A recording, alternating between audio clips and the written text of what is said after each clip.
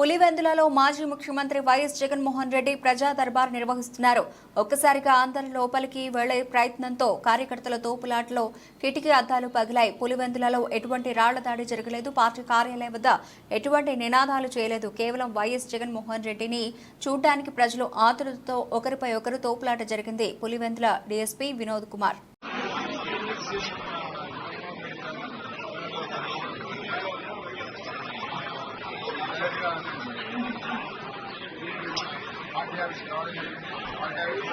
అందరూ కూడా పార్టీ వాళ్ళు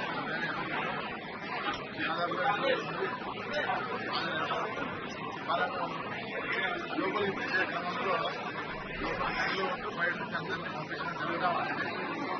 దీనికి రెండు పార్టీలు అంటే ఎంట్రన్స్లోనూ వాళ్ళు ఒక గుంపుగా వచ్చి మాకు ఆ తోపులాల్లో